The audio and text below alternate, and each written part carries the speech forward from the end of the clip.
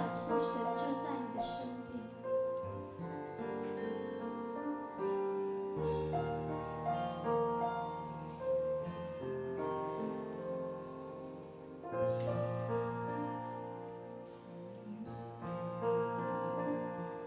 你知道我的软弱，你用生命的大能来牵引我。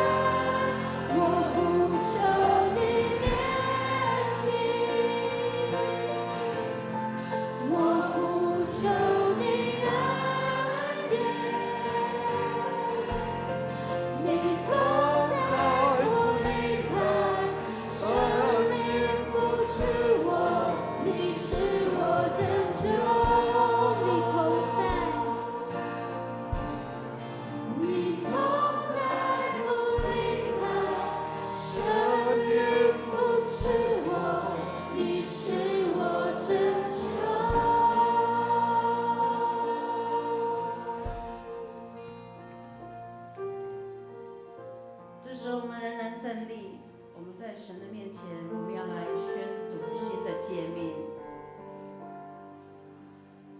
你要尽心、尽性、尽力爱主你的上帝，这是诫命中的第一，且是最大的。其次也相仿，就是要爱人如己。这两条诫命是律法和先知一切道理的总纲。我赐给你们一条新命令，乃是叫你们彼此相爱。我怎样爱你们，你们也要怎样相爱。你们若有彼此相爱的心，众人因此就认出你们是我的门徒了。请坐，我们一起来祷告。至高荣耀的天父上帝，亲爱的主耶稣，真理保惠师圣灵，三位一体的真神，我们敬拜赞美你。你是无所不在、无所不知、无所不能的神。你知道我们的卑微和软弱，你知道我们的缺乏和需要，你也知道我们的亏欠和失败。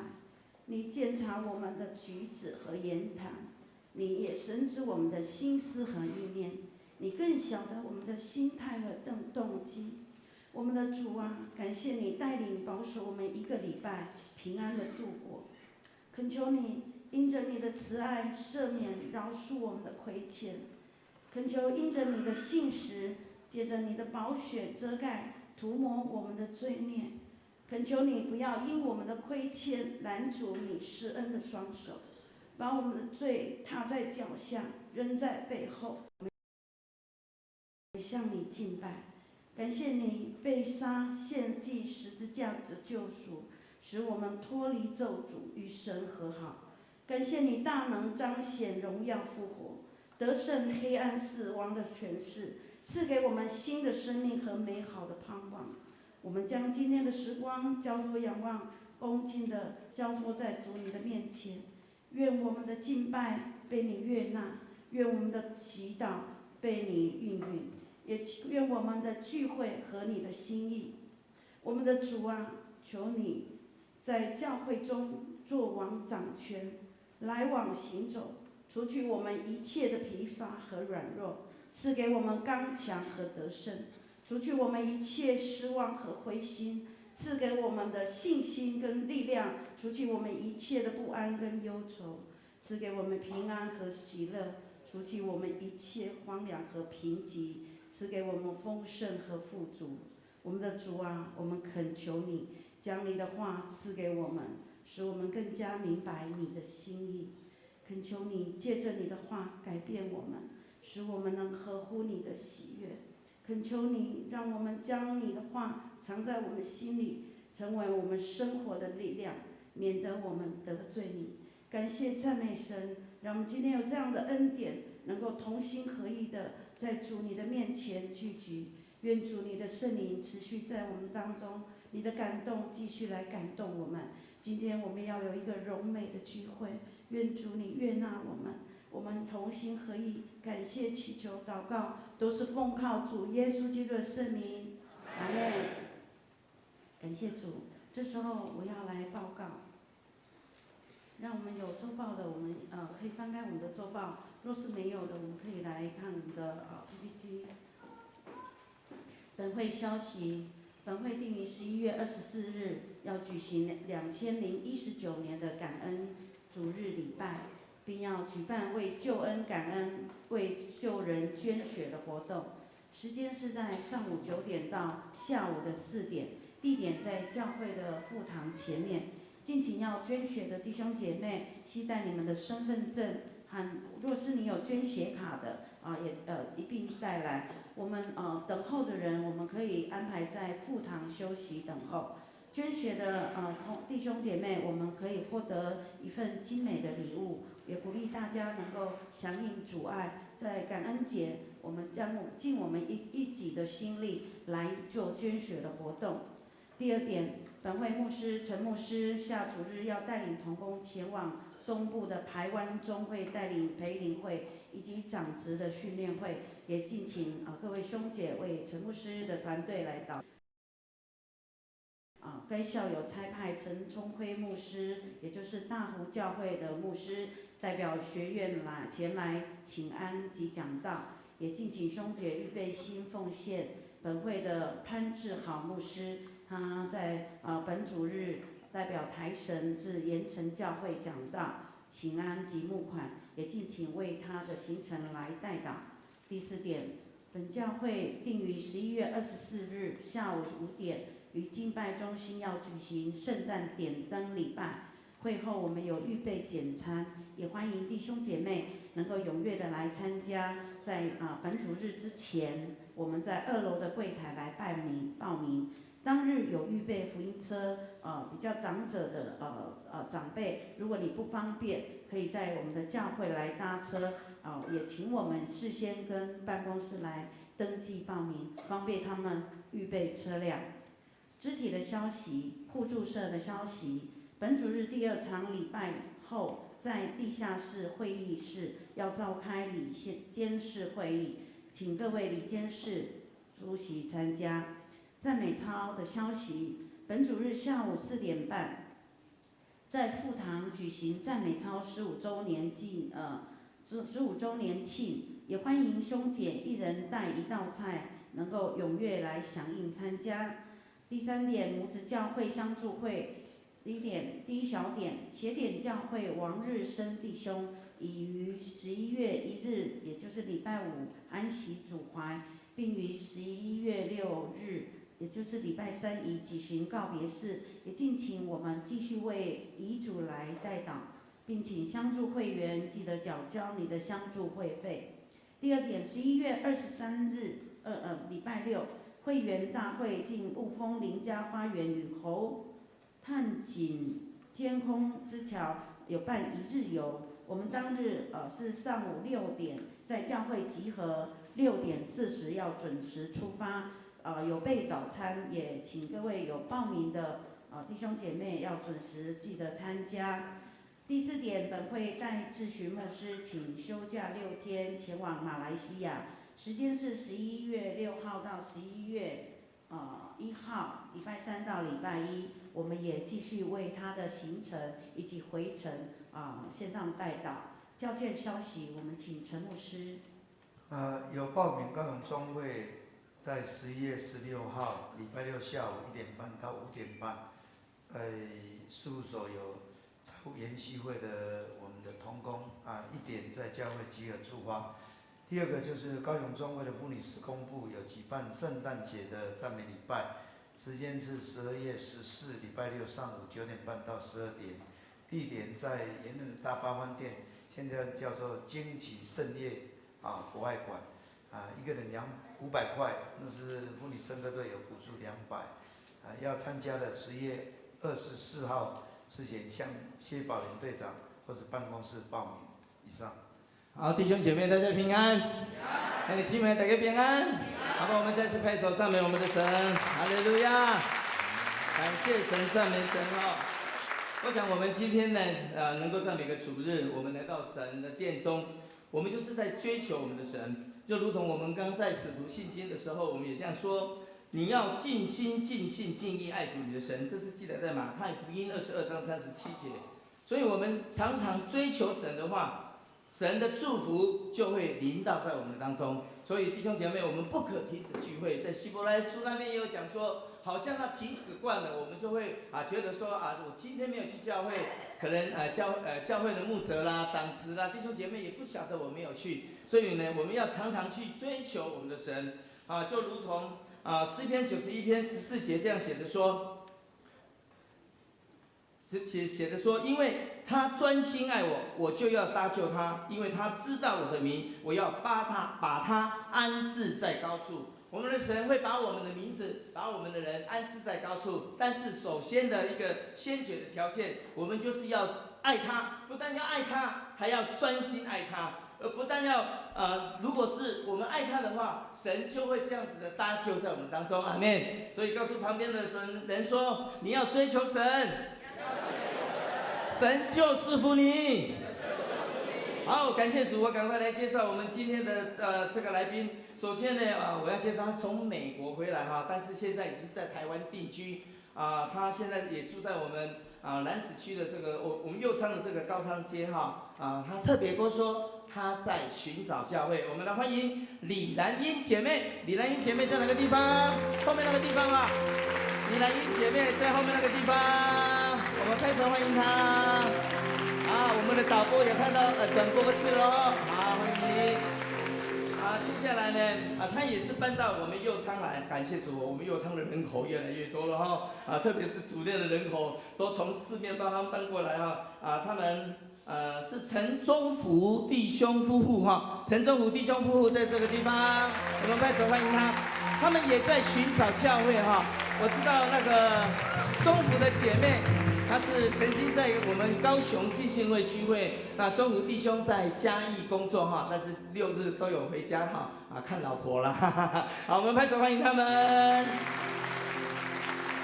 好，接下来我们要为他代祷的就是我们康小婷姐妹介绍的哈，她是说她很好的朋友，她家住在台南，但是她现在因为乳癌还有移转到这个肺腺哈，她现在在海总住院。黄美华姐妹，黄美华姐妹在这个当中，我们欢迎她。黄美华姐妹在这个当中，我们欢迎她。好，等一下聚完会，请你留步哈，我们主任牧师在为你祷告哈。再来是天使小组的 best 这个黄兰坤，黄兰坤弟兄，黄兰坤弟兄在哪里？我们欢迎他。可以，好。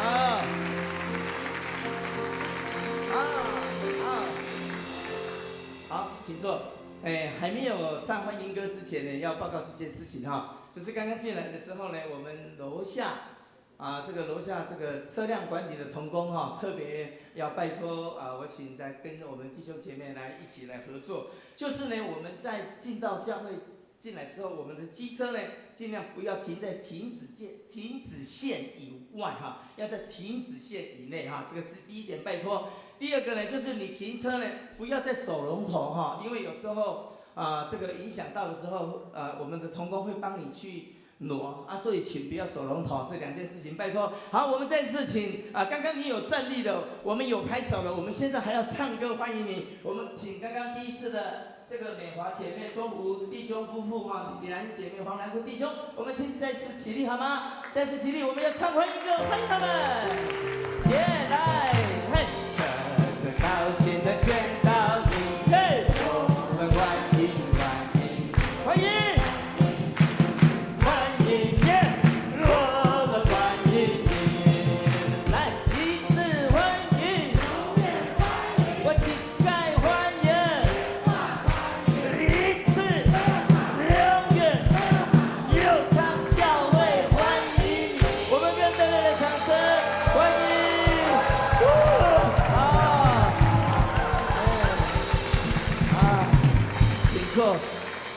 你知道你们的战力，我们的弟兄姐妹多么羡慕吗？因为如同国王般的走到那个群众的面前，受到群众的欢呼。在上帝的国度里，你是他的宝贝，上帝会更加倍的爱你哈。但是有一个先决的条件，你要常常来教会阿们。好，弟兄姐妹，我们一起起立，我们来唱《爱使我们相聚在一起》，我们彼此的情安问候。来，爱使我们相聚一起，爱使我们相聚一起。上帝的爱使我们合而为一，爱使我们相聚一起，爱使我们爱使我们一起彼此的情安问候，让神的爱在我们的当中，让神的恩典、神的赐福常常临到在我们弟兄姐妹的身上，使我们凡事能够见得主的名，我们能够除去一切的恐惧，我们能够见得主的名，能够将神的爱能够大大的彰显在弟兄姐妹的身上。哈利路亚，感谢主，我们相聚一起也来在一起，爱使我们相聚一起，上帝的爱使我们合而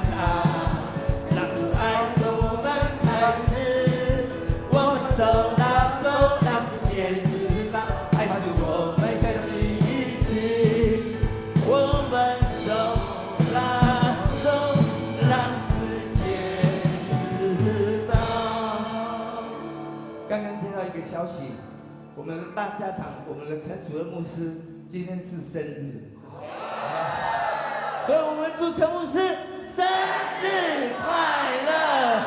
然后呢，他很快乐，我看到大家都在笑哈。你也看看旁边的人说，我看到你也很快乐，看到你们很快乐，愿上帝的恩典，愿上帝的恩典常常赐福于你，常常赐福于你，因为爱是我们相聚一起。我们拍手赞美我们的神，让神来给我们当中。耶！祝大家年轻20岁，耶！阿门。各位弟兄姐妹，请坐。这时候我们要来攻读圣经，我们来看新约圣经约翰福音8章到12节。新约圣经约翰福音8章1到12节。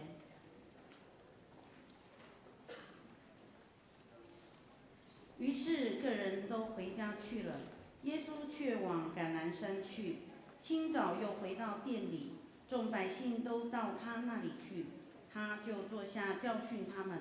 文士和法利赛人带着一个行淫时被拿的妇人来，叫他站在当中，就对耶稣说：“夫子，这妇人是正行淫之时被拿的。摩西在律法上吩咐我们把这样的妇人用石头打死。你说该把她怎么样呢？”他们说这话乃是试探耶稣，要得着告他的把柄。耶稣却弯着腰，用指头在地上画字。第7节，他们还是不住地问他，耶稣就直起腰来，对他们说：“你们中间谁是没有罪的，谁就可以先拿石头打他。”于是又弯着腰，用指头在地上画字。他们听见这话，就从老到少，一个一个的都出去了，只剩下耶稣一人，还有那妇人仍然站在当中。耶稣就直起腰来，对他说：“妇人，那些人在哪里呢？没有人定你的罪吗？”他说：“主啊，没有。”耶稣说：“我也不定你的罪，去吧，从此不要再犯罪了。”以上，愿神祝福他的话语，以及听见并遵守他命令的人。我们献诗，请教会圣歌队。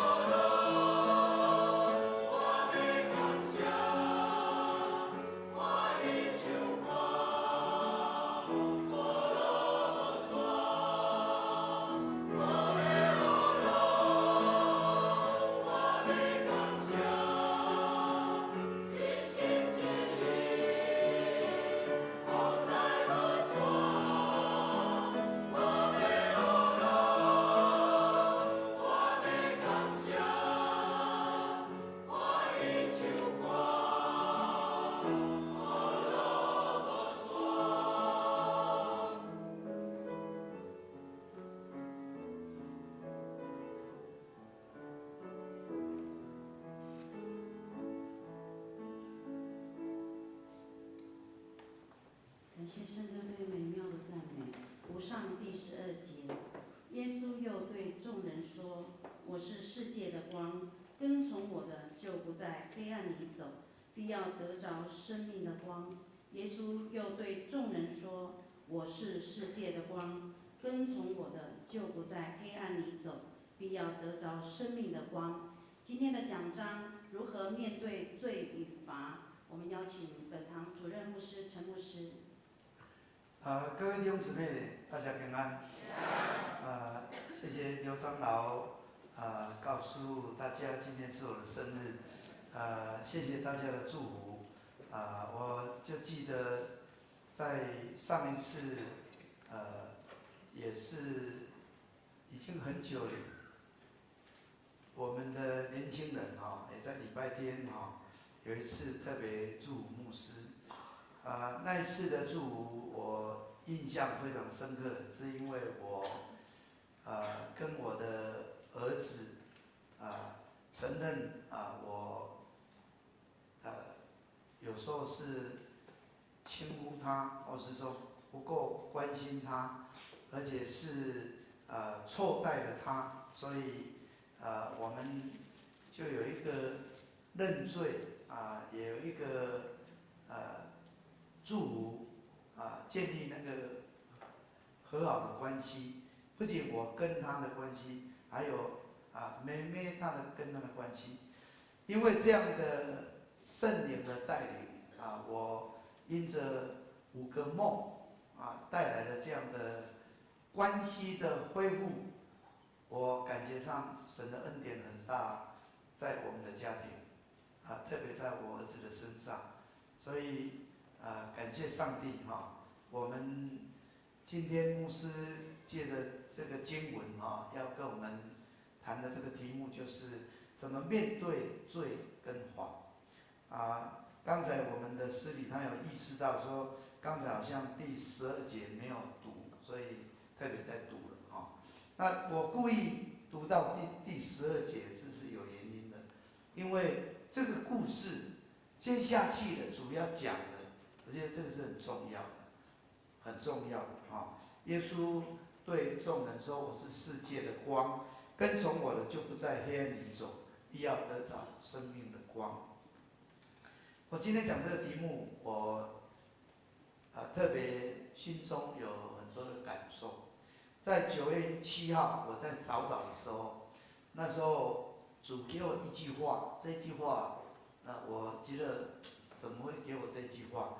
他说：“不要追根究底，不要追根究底。”我在想说为什么呢？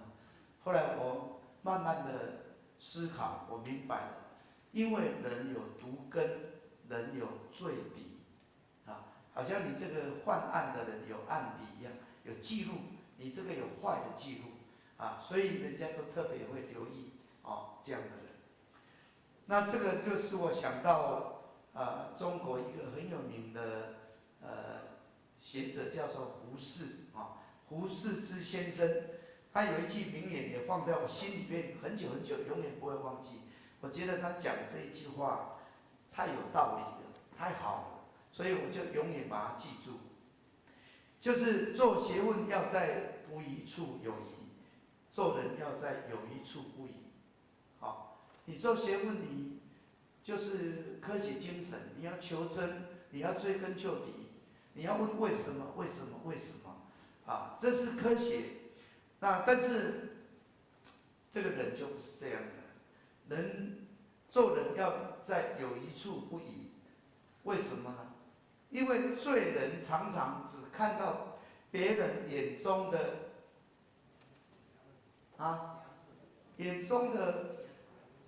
刺，没有看见自己眼中的梁木别人的罪小小的，你都看得一清二楚，人家脸上有一个什么污点，你都看得一清二楚。但是你整个脸黑乌漆八黑的，你还讲说，你这个脏了，看不见自己，看不见自己。我们很容易喜欢代替上帝成为审判官去看见别人的罪，去定别人的罪，但是看不见自己的罪，因为罪人都有毒根，都有罪底，我们很容易陷入撒旦魔鬼的网罗。所以在希伯来书第12章14到15节，这个经文说：你们要追求与众人和睦，并且要追求圣洁。人非圣洁，没有人可以见主的面。又要谨慎，恐怕有人失去了上帝的恩，恐怕有毒根生出来扰乱你们，因此叫众人沾染污秽。这意思是说，当我们不小心，我们不能与人和睦，我们就很容易让那个毒根就生出来了。生出来不止害自己，又害了别人。那这个就是希伯来书的作者要提醒我们的。各位弟兄姊妹，虽然上帝是公义的上帝，圣经说他不轻易发怒，大有能力，万不以有罪的为无罪。他知道人有罪，有罪就是要受罚，这是天经地义。他也不会说你不必，但是他知道我们的软弱，我们没有办法胜过罪，所以这个诗人就这样说了。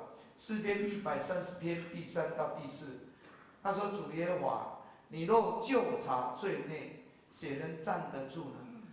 但在你有赦免之恩，要叫人敬畏你。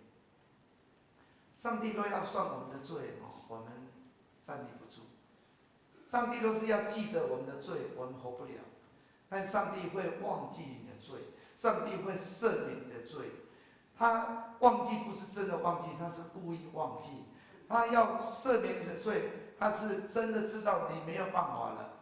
我只有这样来使你不被罪的网罗永远捆绑。所以这个诗人在诗篇86篇第5节又祷告说：主啊，你本为良善，乐意饶恕人，有丰盛的慈爱，赐给凡求告你的人。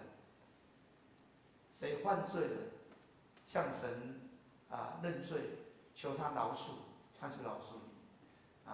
大卫最知道神是怜悯的神，听祷告的神，会赦免我们罪的神。所以大卫犯罪，他之所以能够胜过罪，就是他能够来到神面前向他祷告。甚至摩西非常认识上帝，所以他就知道向上帝怎么祷告，以至于以色列百姓没有被灭尽。各位，今天我们读了这个经文，约翰福音第8章到第1节到第11节，这个是我们都非常了解的。这个行礼的妇人，她在行礼的时候被抓到了，她被带到主的面前。这些法利赛人在殿中带到主的面前，目的就是要试探耶稣。他知道这个人犯了律法上淫乱的罪，这个人是应该要被用石头打死的。那到底耶稣怎么去面对？怎么去面对他所犯的罪？怎么去处罚他？这个圣经记载的非常的戏剧性，这个戏剧的张力也是非常的大。因为耶稣面对这个事情，他弯腰在地上用指头画字，画了2次。我们想说，耶稣没有马上去回应，没有马上去处理，耶稣到底是为了什么？他一直在地上画字，在画什么？可能很多人在想，耶稣可能是这个时候面对这个难题苦无对策，他可能是要用时间换取空间，他可能要以拖代变。耶稣可能是面对这么犀利这么困难的一个难题，他可能在向天父上帝求救兵。这个法利赛人问这个带来这个难题太难了而且我们看到这个圣经奇妙，就是说耶稣这样的动作后来耶稣一段时间之后说，你们当中谁没有罪的，你就站着立王这个是你们是对的，你们没有错，你们按着律法去行使律法应该做的，拿石头来把他打死这个犯罪的行淫的妇人嘛。结果很奇妙的就是圣经说从老到少，从老到少，一个一个的都离开了。为什么从老到少？圣经不是记载从少到老？那这个就很有意思很有意思。就是当耶稣看到他们都离开了，耶稣就对那个妇人说：“那些人在哪里了？因为都不见了没有人定你的罪吗？”他说：“没有。”那我也没有不定你的罪，去吧，从此之后你不要再犯罪了。这段经文让我们应该有很多的思想的空间耶稣真的如我们想象的，他是苦无对策，他是以拖代变，他是向天父求救嘛。我相信他是神儿子，他来到世上就是要救这世上有罪的人。他在许多时候，他靠着圣灵的帮助神与他同在，他彰显了很多的这个神迹奇事。他怎么样拆穿魔鬼的这个试探的计谋，40天禁食，怎么样胜过试探怎么样医治病人，怎么样行使神迹。我们在福音书我们可以读到很多。难道这个问题就可以难倒耶稣吗？这个法利赛人的这个计中之计，他们是要抓住他的把柄，他也知道他会陷入这样的一个网罗吗？我们看到为什么耶稣2次在这个地上画字，好像这个张力要让它更大。哇，这些人看他都不回应的时候，当然一直问，可能有人一直骂，一直讲，这个人明明是该死的，这个人犯了这生死的罪，你怎么都动都不动，好像没有行动一样的。我相信我们很多人都会像这些人一样，常常我们得理不饶人，觉得我们是对的，就开始讲，就要让人家承认我是错的，他是错的我们大概就是像法利赛人一样的，都常常成为那个控方指控的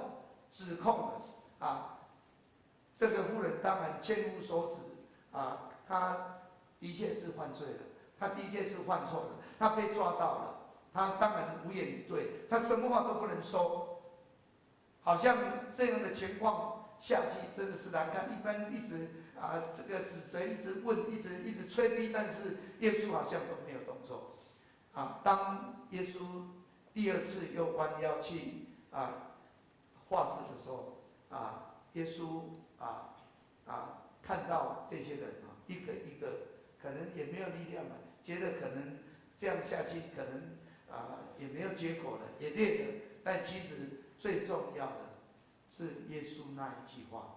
耶稣说：“你们中间谁是没有罪的，谁就可以先拿石头打他。”当耶稣用这句话破解了一切，从老到少，特别是年纪越大的，赶快走。为什么呢？因为假劳力的灾。我们活得越久，就知道说我们不像年轻，好像很有自信要做什么都可以，发现是不行的越老就知道说自己是软弱的自己犯的罪越多，就知道我越来越没有条件，我越没有权利，我可以做这样的事，我没有办法做这样的指控。这个是我们看到这个圣经所记载一个奇妙所在的地方感谢主，这个经文记载，当众人都离开了，耶稣跟这个妇人的对话那些人在哪里了？都不在了。他们有没有定你罪？没有。那我也不定你罪，去吧，不要再犯罪，从此不要再犯罪。好像是一个圆满的结局，耶稣面对这样的挑战耶稣得胜了。耶稣面对这样的一个陷阱，耶稣得胜了。这个妇人应该死了，感谢上帝，她活下来了，她活下来了，她应该被打死了，但是她活下来了。耶稣告诉她，从此不要再犯罪。但是我们要问的是，这个故事就结束了吗？这个妇人，我们可能可以再问，她从此之后还有犯罪吗？各位认为还有犯罪吗？还有哦，答得很，这个我们年纪最大的最知道你不要以为你信主之后从此就不再犯罪了，你不要以为你认罪之后你从此不会再犯罪了，直到见主面，试探都在，罪性都在。耶稣在十字架上，最后还是面对试探。你若是上帝儿子，你就从那里你就跳下来嘛，你可以救你自己嘛。这个是试探。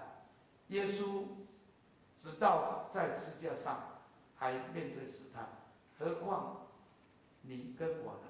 各位，这个妇人她命是捡回来的，她本来该死的，但是我们在想，她是不是真的就从此过着没有犯罪的生活了？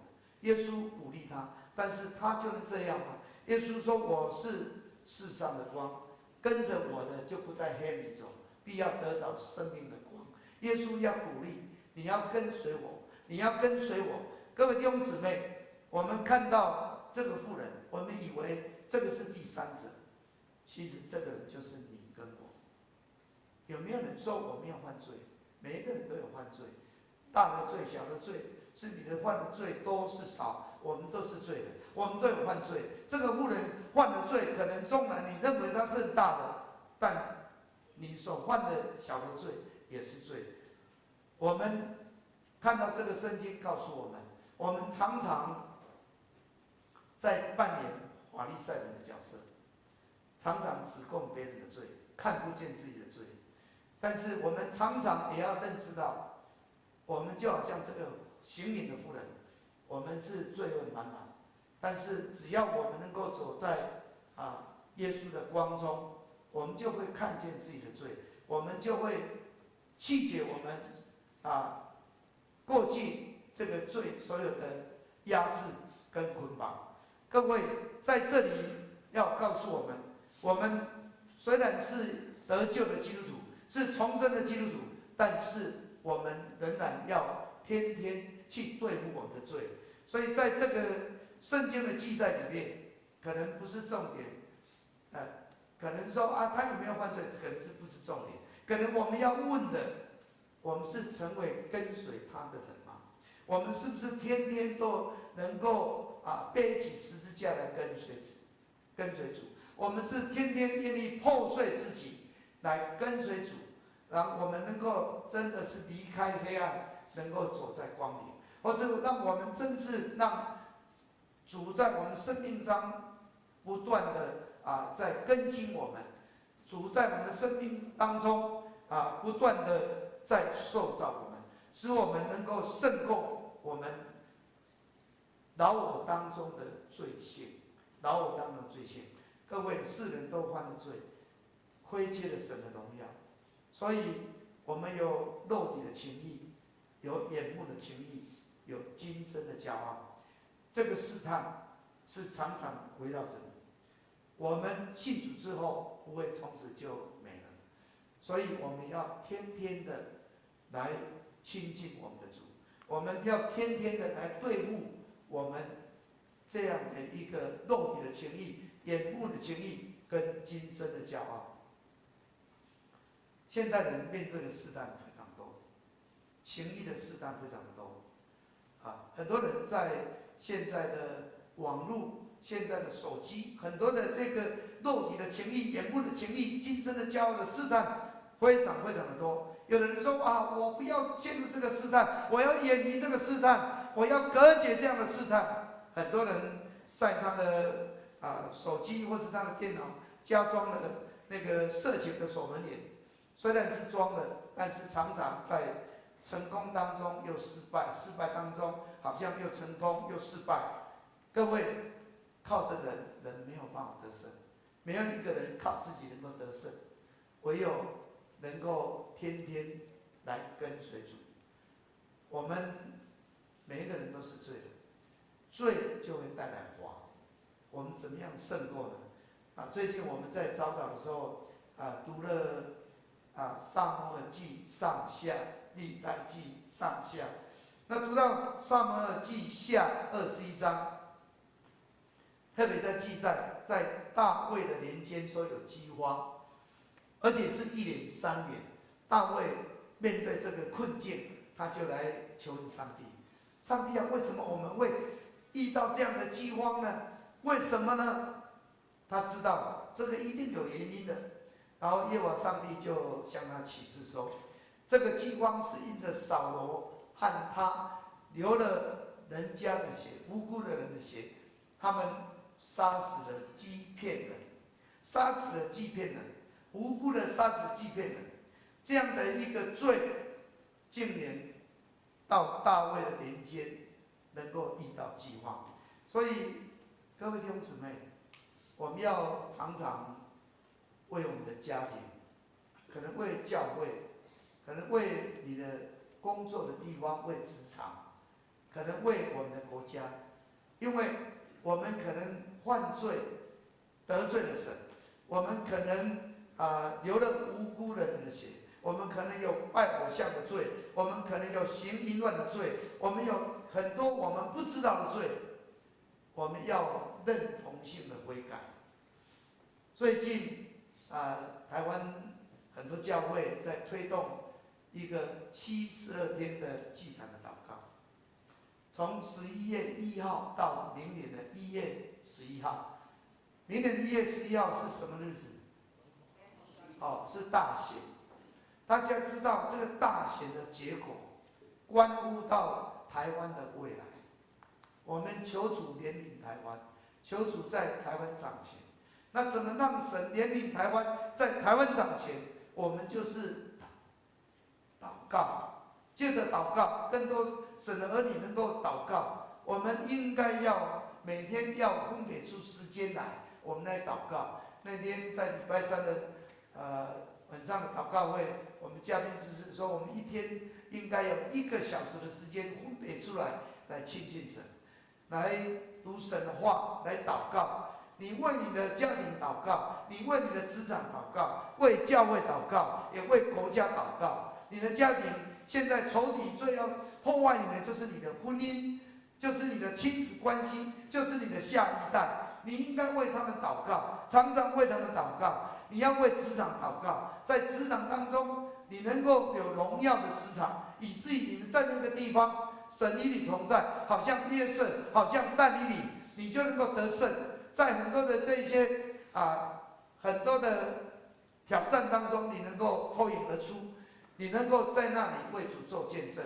你要有荣耀的职场，而且你要常常为教会祷告，让教会成为教会，让教会回到教会的本质，成为一个真实能够布道传福音、引人归主的教会。这个教会不只是一个内造，它还要外展。教会是有使命的。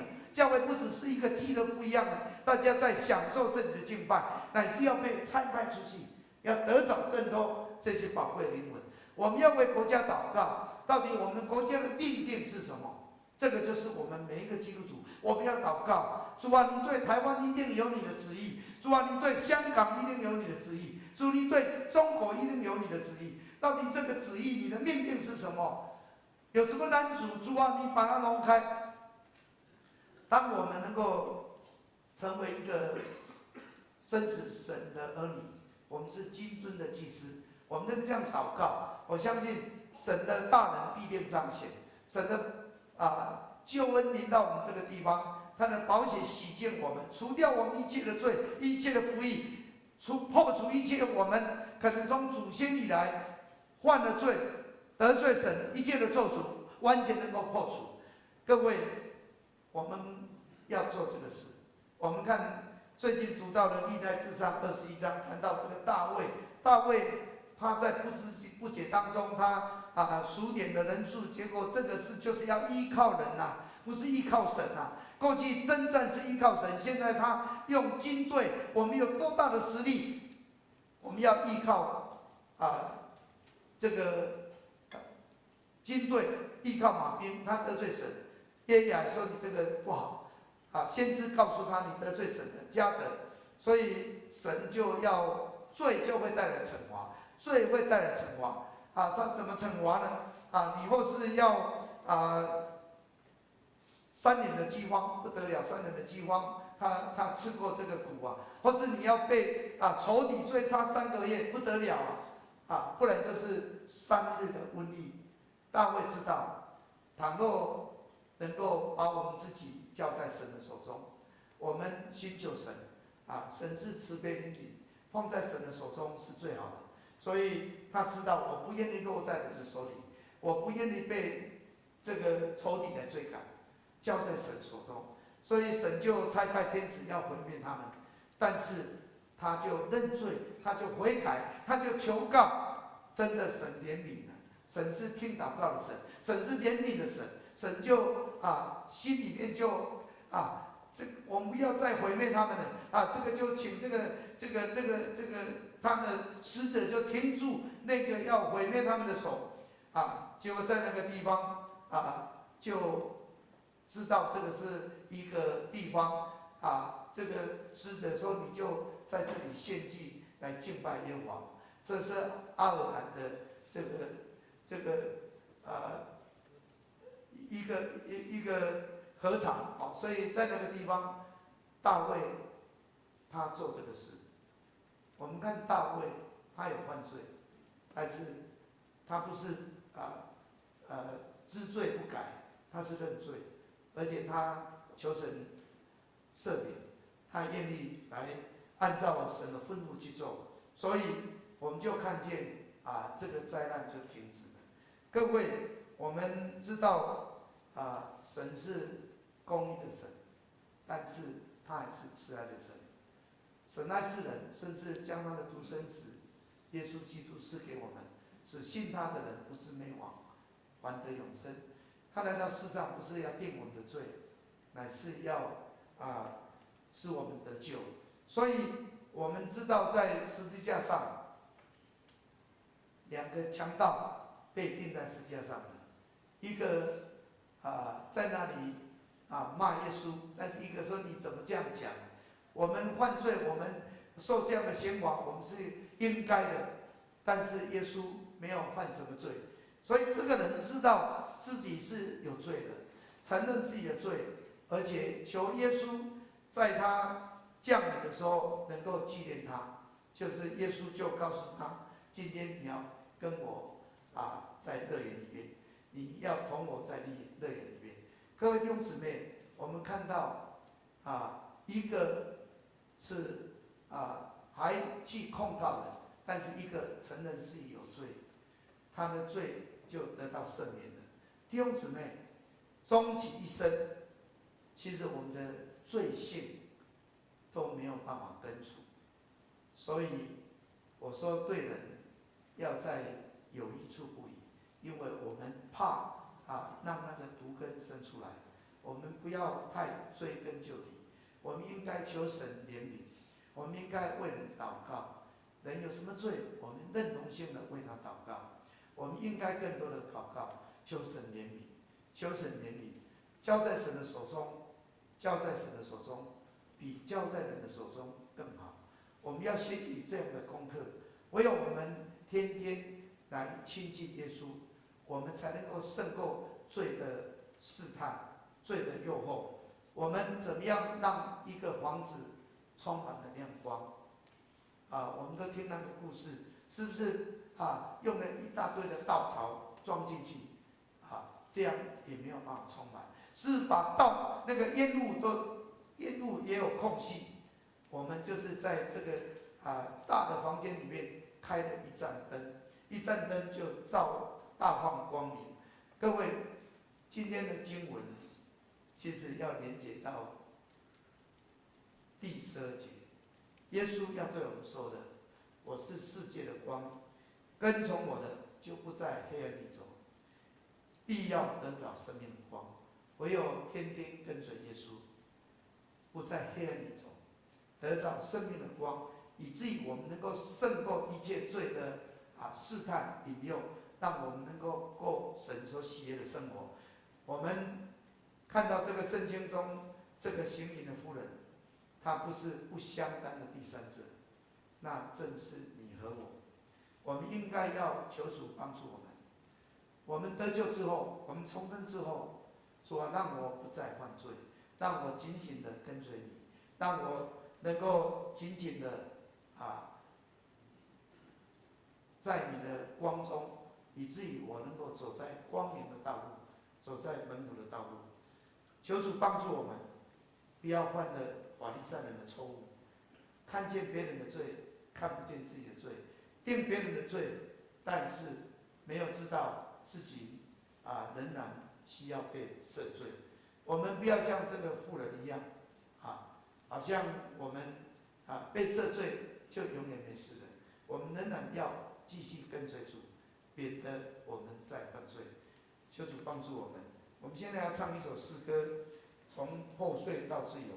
我们要来祷告。我看到基督教论坛报放这首诗歌，我觉得这个诗歌对我很有帮助。我希望我们唱这首诗歌的时候神也光照我们，圣灵也对我们的心说话。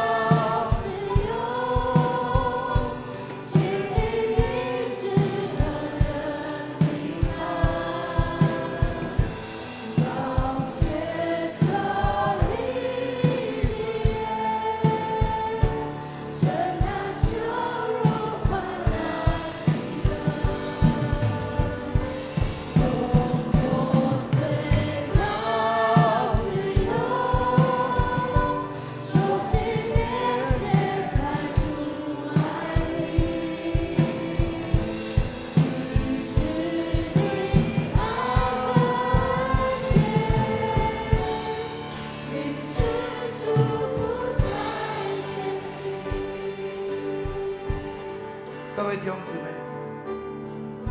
我们每一个人都不完全，因为我们是在我们的母亲的腹中就已经犯了罪了。我们是从一出生，我们就在罪的环境里面。没有主的爱，没有主的救恩，没有主的光的引导，没有圣灵的帮助，我们每一个人因着我们的不完全，常常陷入撒旦魔鬼的网络。我们后世好像法利赛人，我们看见别人的罪，看不见自己的罪，我们指责别人，我们定人的罪，但是没有发现自己也是罪人。我们求主帮助我们，更多的来连结于主。我们好像那妇人，我们常常会犯罪，没有办法胜过。但是当我们愿意亲近他，走在他的光中，我们就不在黑暗里面走。我们求主帮助我们，宝宝，这时候我们不仅为自己祷告，为我们家庭祷告，为我们的职场祷告，为我们的教会祷告，为我们的国家祷告，让我们真实连结在主的爱，来领受他的祝福。我们开口祷告，哈利路亚！主，我们谢谢你，让我们知道我们都是有罪的人。主，我们常常看见别人的事，没有看见自己眼中的良。主，我们知道我们看不全自己。主，我们常常不知道自己。主，让我们更深的认识你，更深的认识你。主，让我们能够被你的光来光照。圣灵啊，求你光照我们，光照我们，让我们看见自己，看见自己的软弱，以至于我们承认自己的软弱，看见我们的过患，以至于我们承认自己的过患。我们也需要主耶稣你的宝血再次洗净我们的罪，让我们愿意再一次与你立约，重新的站立，重新的站立，重新的出发，重新向前行。主啊，谢谢你，你有赦免的恩，赦免我们一切的罪，让我们重新开始，我们重新出发。主啊，你要纠察我们的罪恶，我们站立不住，但是你要使我们重新站立。主啊，帮助我们，常常为自己祷告，为家庭祷告，让我们的家庭过去可能有很多的这些罪的瑕疵捆绑。耶稣，你要用你施加的大能来破除这些咒诅，破除这些罪的遗传，不能在我们的家中，让我们全新的改变，全新的出发。谢谢你，谢谢你。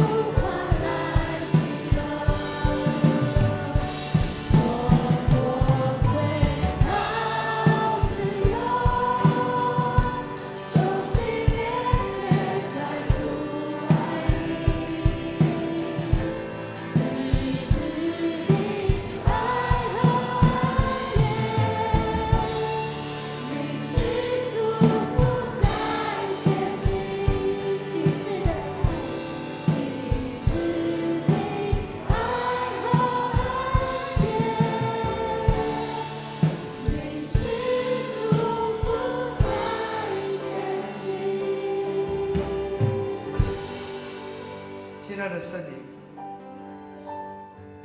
求你在这个时候运行在我们当中，进入到我们的心中，让我们能够再一次因着十字架的恩典，那个旧的我那个被辖制的我，被捆绑的我，那个因着罪带来的咒诅的我，能够与你同定十字架，让我能够有十字架的对付，以至于让我能够得到自由，以至于我能够领受你的爱，让我能够进入你的祝福的心门当中。亲爱的主，在我们当中，可能我们过去从我们的原生家庭，我们有许多的这些罪带来的咒诅，带来的捆绑。主啊，你十字架的大人再一次来破除我们所有这些家族遗传的罪的咒诅残累，完全能够破除。主啊，让我们能够靠着你圣灵的恩膏大人来断开一切的重恶，不容他任何的瑕疵。主啊，我们可能在很多的征战当中，常常在试探当中，我们常常在肉体的情欲、眼目的情欲、今生的骄傲。主啊，我们常常可能好像法利赛人充满了这样的一个控告，常常控告，我们常常批判。主啊，我们常常有负面的思想。主啊，求你用你的大能来破除这些对我们的瑕疵。主啊，让我们能够真的在里面完全的老我被破碎，以至于我们能够得自由，以至于我们能够恢复跟你的关系，我们能够进入那荣耀上帝儿女的自由。主啊，我们恳求你。主啊，在我们弟兄姊妹当中，可能很多人过去主啊缺乏这样的爱，心中没有办法饶恕。我们有时候受了伤害，我们没有办法饶恕，以至于成为一个营垒来围绕我。主啊，奉你的名要来破除这样的营垒。主啊，我们要愿意说，主你的爱大大充满我，天父你的爱大大充满我。主啊，让我能够因着爱，我能够饶恕。主啊，你的灵大大的充满我，浇灌我，你的灵在哪里，哪里就得自由了。主啊，我们要得自由。主啊，我们要领受祝福。主啊，让我们因着在你的爱中，在你的恩典里面，在圣灵的大能当中，主啊，一切疾病软弱的权势离开我们。主啊，一切仇敌的计谋完全被粉碎。主啊，一切黑暗的权势全部离开我们。主啊，让我们真的跟随你，天天跟随你，天天为家庭主，天天为教会祷告，天天为国家祷告。主啊，愿你恩典降临在我们的身上，在我们的家中，在我们的教会，在我们的国家，进入你的名殿，进入你的荣耀。主啊，谢谢你，谢谢你听我们的祷告，靠耶稣基督的圣名。哈利路亚，请坐。这时候我们带着感恩的心，要来一起奉献。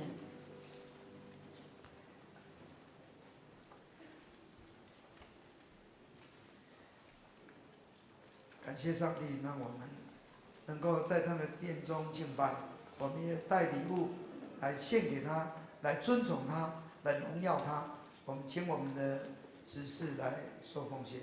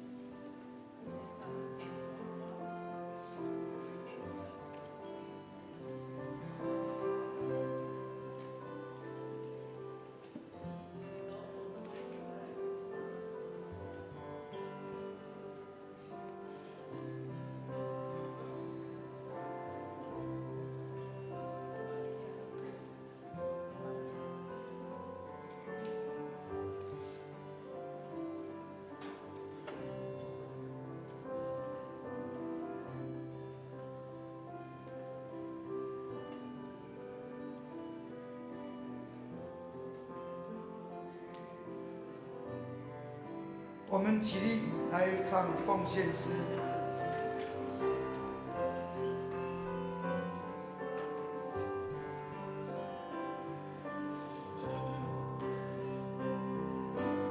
我将所有献于耶稣，甘心乐意给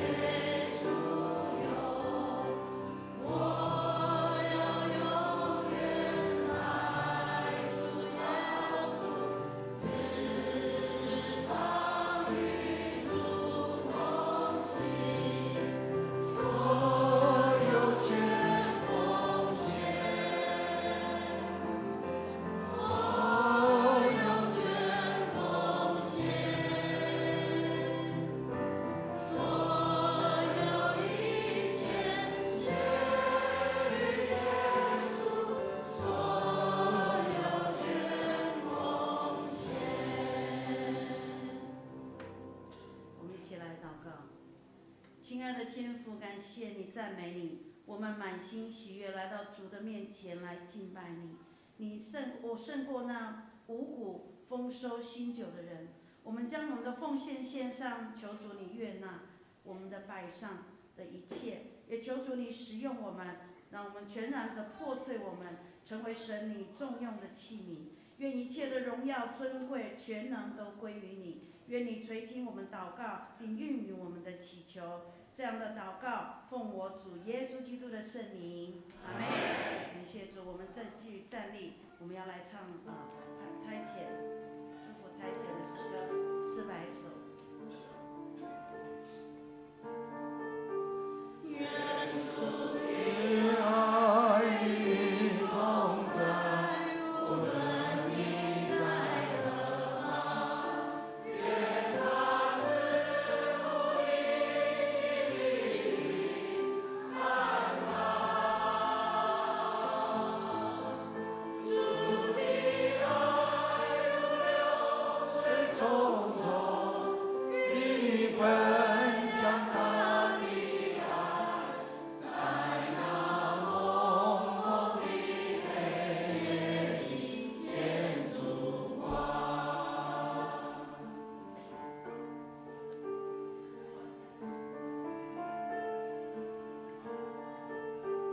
愿主的爱与你同在，无论你在何方，愿他赐福你心里安康。主的爱如流水匆匆，与你分享他的爱，在那蒙蒙的黑夜里见烛光。主导我们请陈牧师。你们可以平安祈，将自己献上，当作活祭，是圣洁的，是上帝所喜悦的。将自己的家交在上帝的手中，让上帝引导，让上帝的恩典赐福充满你们。愿主耶稣基督的恩惠、天父上帝的慈爱、圣灵的交通感动，常与你们众人同在，从今时直到永远。